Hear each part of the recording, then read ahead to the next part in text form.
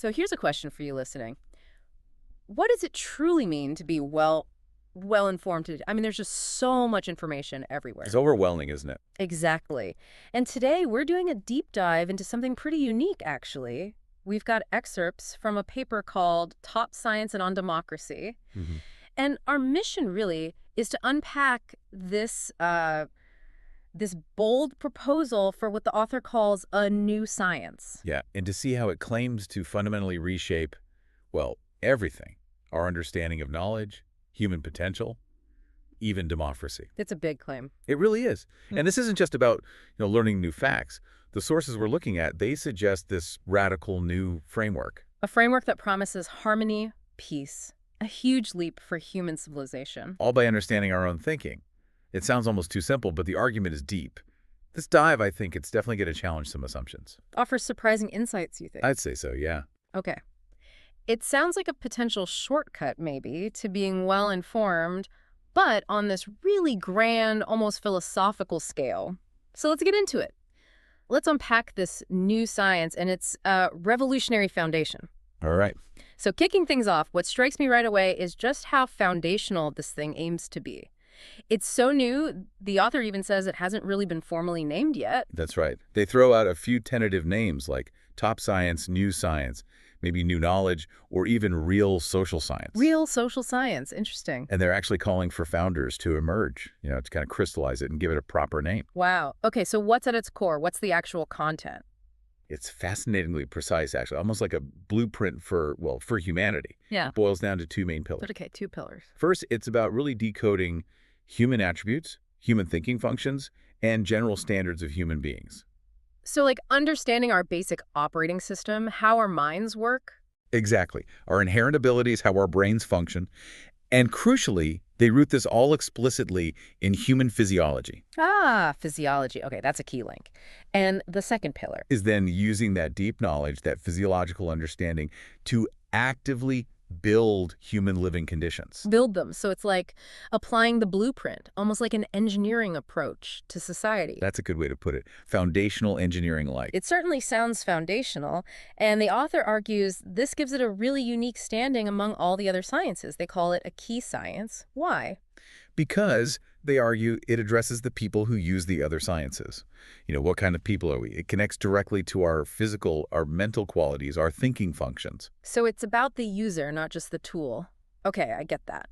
If it holds that kind of position, how does it change the game for other sciences? Does it reorder things? That's where it gets really radical. Yeah. The claim is this is the last science of mankind and the most advanced science. The last science. That's Yeah. quite statement. It is. The implication is huge. It aims to perfect our thinking functions, and in doing so, clarify the proper role and status of all other scientific knowledge. So it's like a meta-science, the ultimate framework. Pretty much, yeah. A framework to understand and organize everything else we know or think we know. And it offers a new way to look at knowledge itself, right? It analyzes how we think, how different kinds of knowledge are actually produced. Exactly. It digs into the production process.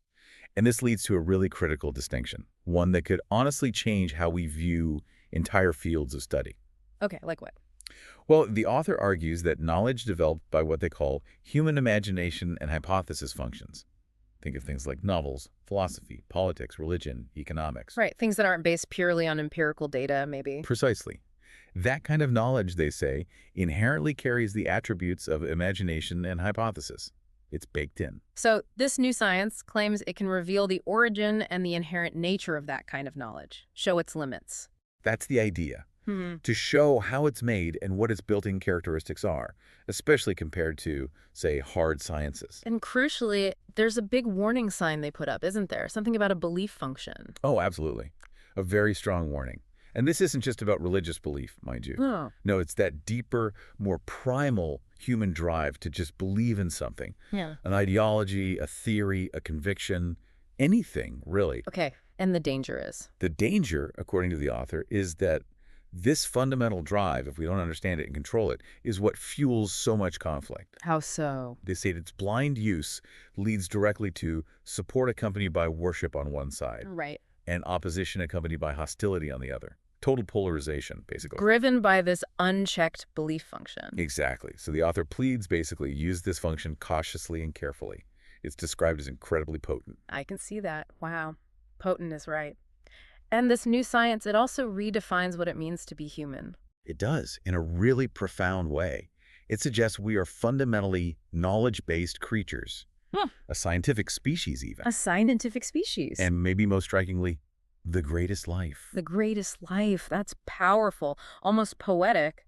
But it sounds like it comes with a heavy dose of responsibility. It absolutely does. Yeah. The author talks about equality, but not just equality as we usually think of it.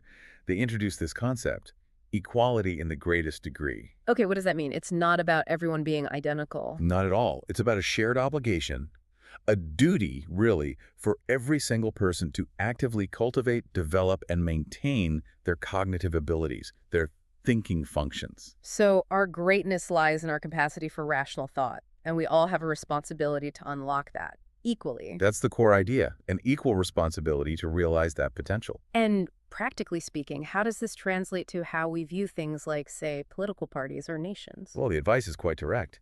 Treat these social units, parties, religions, nations, countries, appropriately. Appropriately. Yeah. Meaning, Meaning, don't get lost in these works.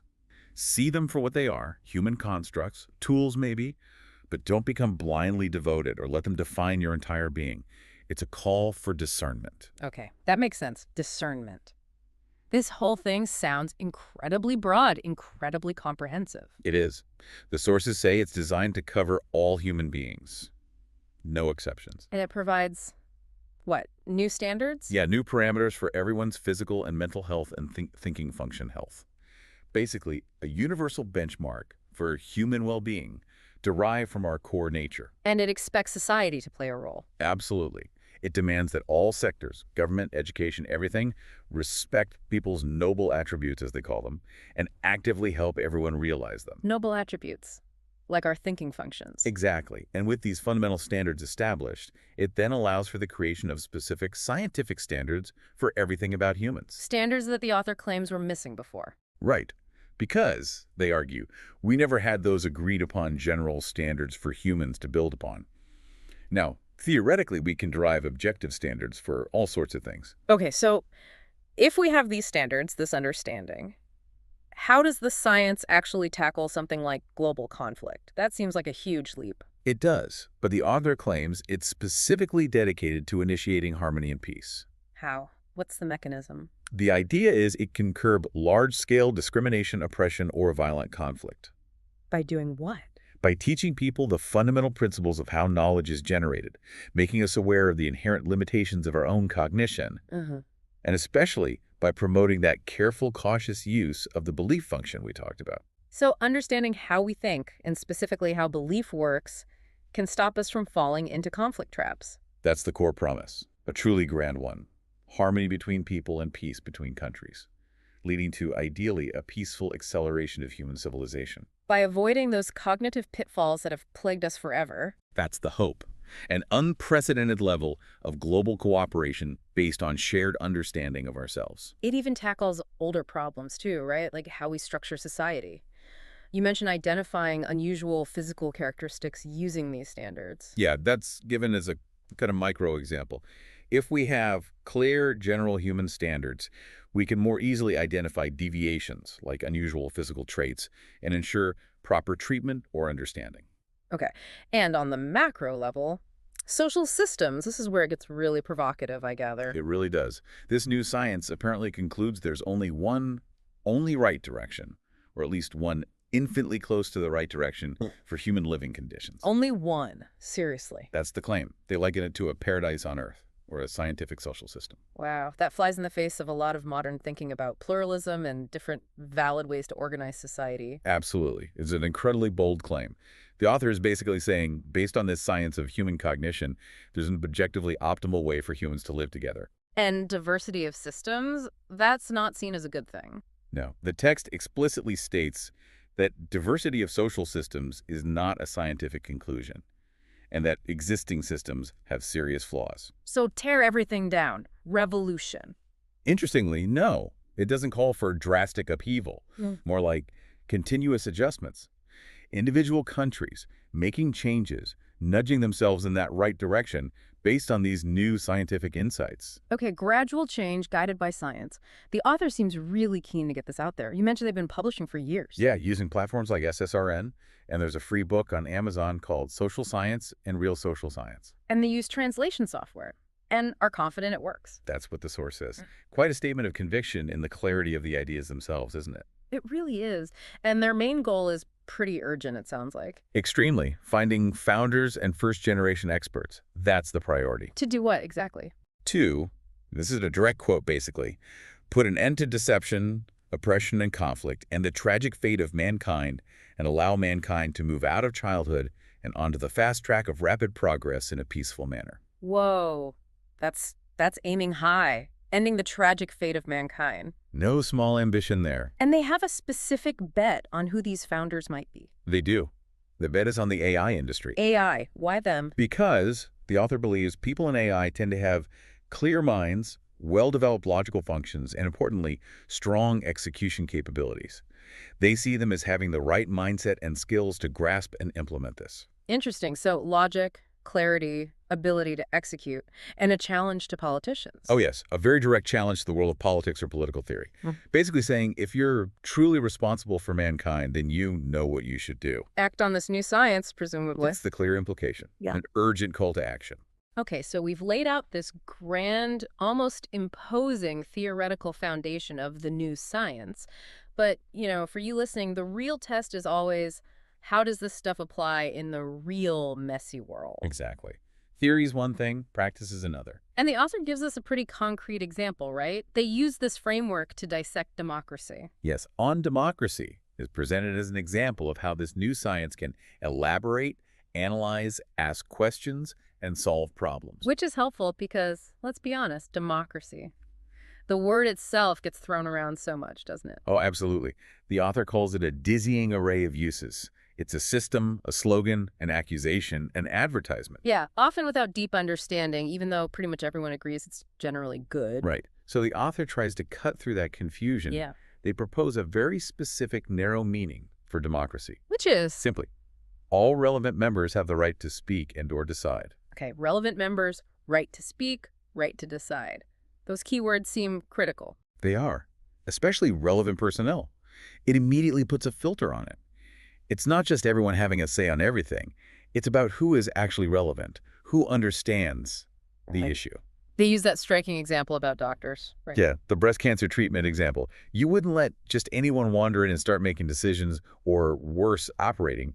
Only those who actually understand medicine are relevant. Right.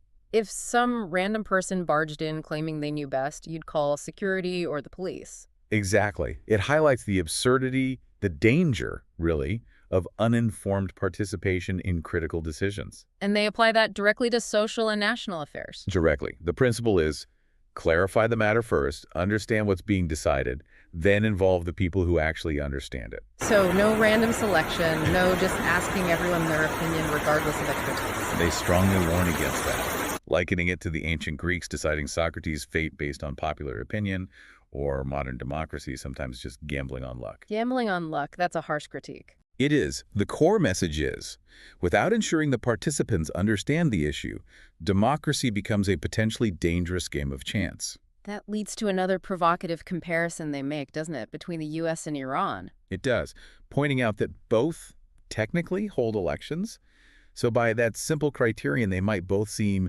democratic. But the author says the real difference isn't the voting method, it's the quality of voters. Exactly, the quality of voters. Now, hang on, isn't quality incredibly subjective? How can this framework claim to objectively assess voter quality across such different cultures and systems? That's a really important question. The author's argument rests on the idea that this new science does provide objective standards, rooted in that physiological understanding of human thinking functions. Okay. They argue that you can assess the general thinking function conditions of a population, and where things like the belief function have been, let's say, simplified or deformed by prevailing ideologies or controls. Like exclusive religious or political groups? Exactly.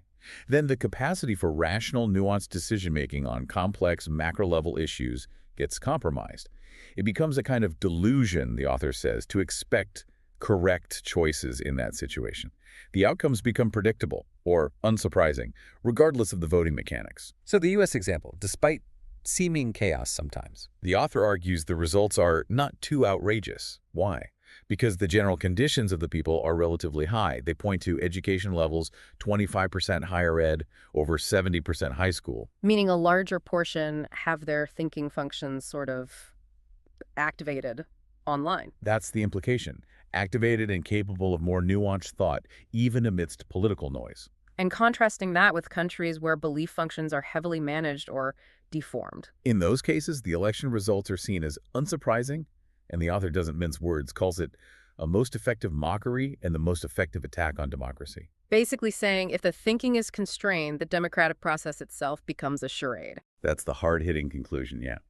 Distorted belief functions lead to predictable, suboptimal outcomes, making the democracy part almost irrelevant to the result. Wow, okay. They even suggest humans are naturally democratic animals. Kind of.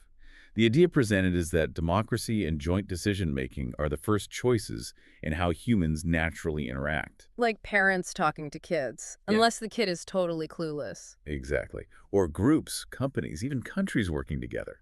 It's framed as an almost innate preference for collaborative decision-making when possible. But there's a key exception. Yes. Actions by powerful people who just take advantage of others, who impose their will. That is explicitly not democracy. That clarifies the boundary it has to be genuinely consensual and collective. So boiling it down, the real problem with democracy for thousands of years hasn't been the systems themselves, but us, the people. According to this new science, yes, the problem of the people, specifically the voters, the decision makers, and crucially, their level of understanding of the issues they're deciding on. And this connects back to that idea of needing experts. Right. The author argues that existing democracies lack an expert setup, meaning experts grounded in this new science, which leads to just playing with democracy. Playing with it. And they suggest even current democracies need these new science experts to guide reform, to avoid danger. Yes, implying a need for almost scientific oversight or guidance for political systems to function optimally and safely. Yet, at the same time, they say democracy is an unchangeable fact. How does that square? It seems contradictory, but the idea is that democracy isn't just a political system or theory. It stems from something deeper. Those noble and great attributes of human beings we talked about, our inherent nature. So implementing democracy isn't just about voting rules. It's about recognizing and letting those inherent human qualities shine. Exactly. It's about displaying those great attributes. So what does that mean for you listening to this? What's the takeaway? Well, on an individual level, it implies everyone should respect themselves, love themselves, and critically, honestly assess, am I basically an expert in the things I'm getting involved in? The decisions I'm weighing in on? A call for cognitive humility, maybe? Self-awareness? I think so. Yeah. Individual cognitive responsibility. And for those running elections? It's a clear warning. Don't maliciously incite amateur decision-making. Don't manipulate people's lack of expertise. And don't slander the electoral system itself. But elections are still necessary. Oh, yes. Necessary, at least at a basic level. Why? Yeah. To ensure that the people giving the orders, the leaders, ultimately fear the people. So accountability. Elections as a check on power, even if imperfect. Precisely. It's a fundamental check. And the bigger picture is that society as a whole needs to grasp this common sense about democracy. Yes. Understanding things like, when is a direct vote appropriate versus an indirect one? When do we actually need specific qualifications for voters or for candidates on certain complex issues? Which leads to that really intriguing proposal about testing. Right. The idea that these new science experts should be frequently testing two things. Okay, what are they? One, the general thinking function status of the population, the ordinary member. Assessing cognitive health, basically. And two, Whether the specific decision-making matter at hand actually requires specialized professional knowledge to understand properly. wow, that suggests a very different kind of society. Highly meritocratic, knowledge-driven, maybe even technocratic in a way. It definitely points towards governance where expertise, scientifically defined, plays a much larger role. Okay, wow. So let's try to wrap this up. We've explored this really revolutionary new science, its goal, to perfect human thinking, to redefine how we organize society. All based on understanding ourselves at a deeper physiological level and ultimately promising global harmony. It's an incredibly audacious vision. Absolutely. And that On Democracy paper serves as a kind of case study, showing how this new lens can be applied to really complex, real-world issues. And the author's own vision for the future. It's pretty stark. They believe that once this science is truly launched, Yeah. human physical and mental quality will undergo a qualitative leap, a massive upgrade, basically. And as a result, all mankind or small societies in various countries will undergo great changes. They call it an unprecedented and huge event. Understatement, maybe, if it actually happened like that. Truly. Which leaves us, and you listening, with a pretty profound final thought, doesn't it? If, and it's a big if, but if such a fundamental shift in human understanding and how we organize ourselves is actually possible, what responsibilities do we have as individuals? Responsibilities in terms of recognizing, maybe nurturing our own thinking functions, our own noble attributes. Exactly. How do we navigate that path forward? How do we potentially even contribute to this, well, this grand new vision if it holds water? A lot to think about there. Definitely something to mull over.